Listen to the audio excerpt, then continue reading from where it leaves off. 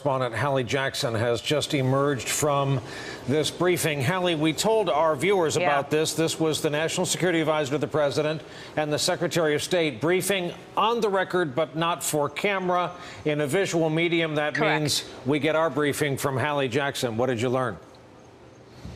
Let me start with the headline coming out of Secretary of State Rex Tillerson, which is that he described Russia as either complicit or incompetent in dealing with Bashar al-Assad, adding in response to our questions that Moscow, the Kremlin, was not notified of this attack, that nobody from the U.S. government spoke with anybody from the Kremlin prior to the strike being carried out. That said, typical deconfliction procedures were followed in order to make sure that there weren't any, for example, Russians in Syria on the ground, obviously sort of with those Syrian forces that would have been in harm's way. I will tell you that General McMaster ticked through, the National Security Advisor ticked through a timeline, starting with the moment that the president was briefed, all the way leading up to the presentation of essentially 3 options militarily for him. General McMaster said the president narrowed that down to 2 options, asked for more details, more information, and ultimately, after lengthy conversations, made the decision to do what you saw today, a response that the Secretary of State called appropriate and proportional.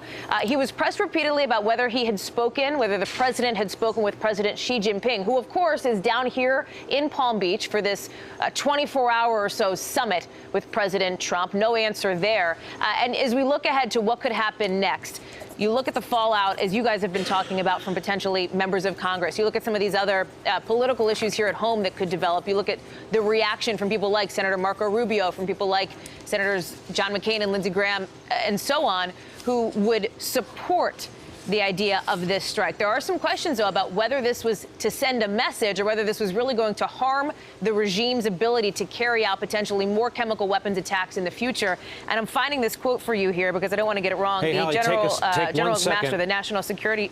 While you're speaking, where we usually air a file tape, this started while you were talking. This is Pentagon-supplied video of some of these 59 launches tonight. That's the Ross and the Porter, 2 U.S. Navy vessels in the dark of night. They were in the eastern Mediterranean. And as the cruise missile flies, the distance to Homs, while not exactly a coastal city, is not that much, considering these will have an effective range of 900 to 1,000 miles. Anyway, Hallie, forgive me for interrupting. No, I mean, listen, this is some images coming out of the Pentagon here, dramatic, Brian. I will say this, that the administration, as we heard from General McMaster, believes that this was not a small strike and will trigger what he called a big shift in Assad's calculus. You also heard from Secretary of State Tillerson, who talked about the reaction from allies, as he called it, supportive. Brian, again, the expectation is that we will at some point hear from President Putin. I asked Secretary of State Tillerson what he expects that reaction to be, and he said, essentially, we'll see what happens when we hear from them. What about the notion of the travel ban? It's been enough hours since we learned of this attack. There was enough of a spool up of theory that it was coming. About the banned Syrians, about the lack of the United States as a safe haven. I asked that to General McMaster, this idea that the president, as he talked about tonight, Brian, was so struck by the images and by what he had seen, these, as he called them, beautiful babies cruelly murdered.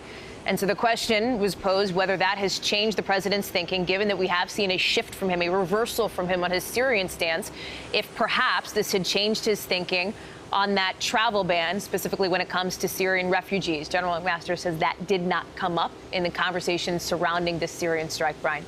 It is, Hallie, that's just underscoring the dramatic nature of that. I mean, the president's language was florid. You know, Assad choked out the lives of helpless men, women, and children. It was a slow and brutal death for so many. Even beautiful babies were cruelly murdered in this very barbaric attack.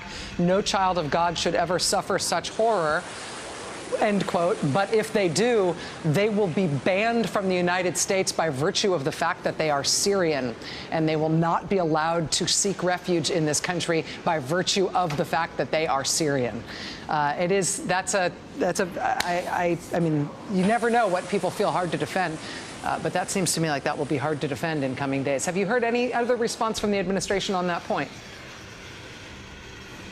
Not on that point, Rachel. This was our first opportunity to pose questions on the record in this kind of setting, though it was off camera, as Brian points out, to these administration officials.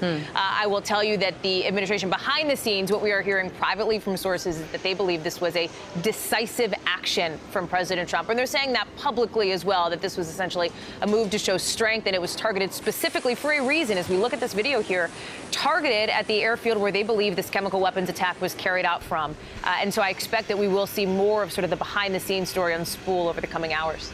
Hallie Jackson with the traveling White House at Mar-a-Lago in Florida, where, oh, by the way, the leader of China is visiting, and a working summit of sorts continues with sunup tomorrow.